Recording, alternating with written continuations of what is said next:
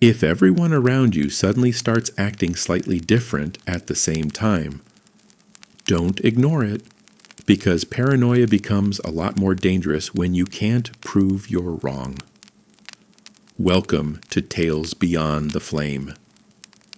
In 2022, a 34-year-old accountant named Nathan moved into a low-rise apartment building on the outskirts of Brisbane after separating from his long-term partner. The building itself was old but quiet. Only 4 floors, mostly older tenants. Nothing unusual about it. Nathan chose the place specifically because he wanted somewhere calm while rebuilding his life after the breakup. And for the first few weeks, that's exactly what he got. His routine became painfully predictable. Wake up, drive to work, come home, microwave dinner, television, sleep. The isolation bothered him more than he expected, but he assumed that would improve over time. Then small things started happening around the building. At first they were so minor he barely noticed them. One morning he passed an elderly woman from the 2nd floor while checking his mailbox.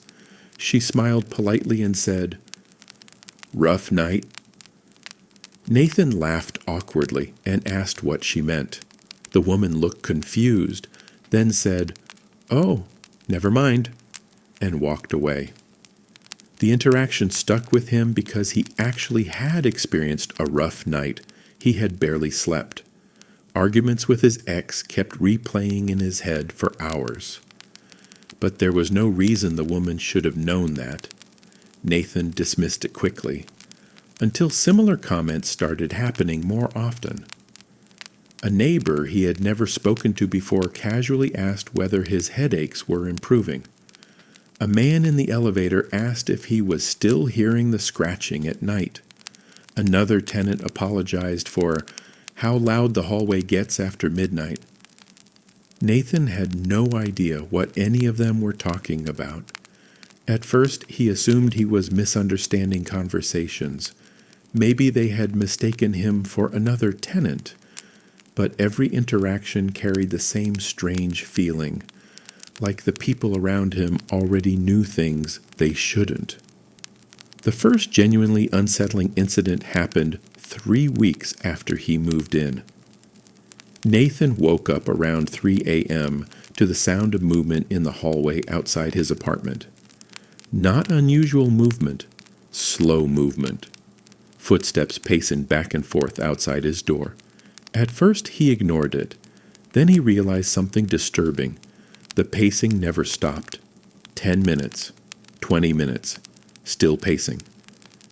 Eventually, Nathan looked through the peephole. The hallway was empty, but the footsteps continued. He stepped back immediately.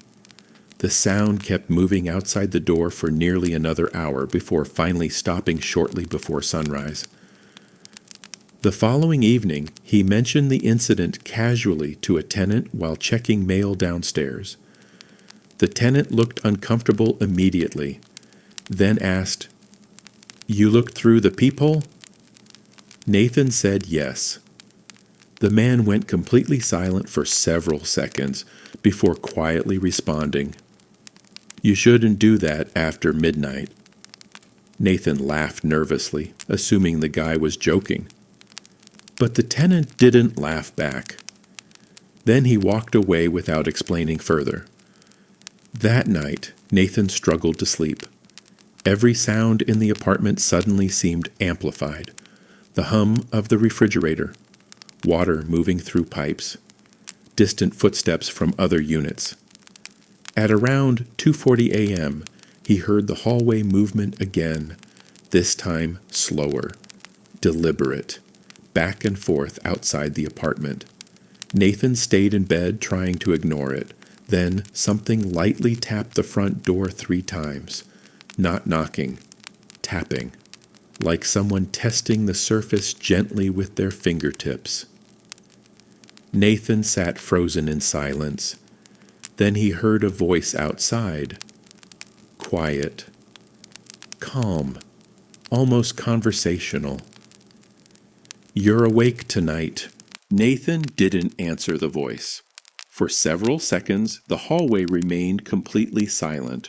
Then the footsteps resumed, slowly pacing outside the apartment again, back and forth, back and forth. Nathan grabbed his phone and considered calling building security before remembering the apartment complex didn't actually have overnight security. He eventually convinced himself it was another tenant behaving strangely. Maybe someone intoxicated. Maybe someone mentally unwell. Still, he barely slept. The next morning, he checked the hallway immediately after opening the apartment door. Nothing unusual. No marks. No signs anyone had been there. But while riding the elevator downstairs, he noticed something that genuinely unsettled him. The inside wall of the elevator had faint scratch marks near shoulder height. Not random scratches. Repeated vertical lines. Like someone dragging fingernails downward over and over again. Then he noticed the older woman from earlier standing beside him quietly. Without looking at him, she asked, "Did it talk to you this time?" Nathan stared at her. "What are you talking about?" The woman finally looked at him. And for the first time since moving in, Nathan realized how exhausted everyone in the building looked. Dark circles under the eyes, pale skin, nervous expressions. The woman sighed softly before answering. "It usually waits longer with new people." Then the elevator doors opened and she walked out. Nathan considered moving out immediately after that conversation, but embarrassment stopped him. Even in his own mind, the situation sounded ridiculous. An apartment building where everyone acted paranoid about hallway noises after midnight? It sounded like shared delusion, stress, isolation, maybe even some kind of psychological contagion between tenants. Nathan tried forcing himself back into routine. Work during the day, headphones on at night, ignore everything else. For a while, it almost worked. Then he started noticing people watching him. Not openly, subtly. Neighbors would stop talking when he entered shared areas. People in the hallway seemed to study him for slightly too long.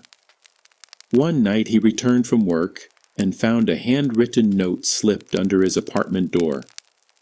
It contained only one sentence.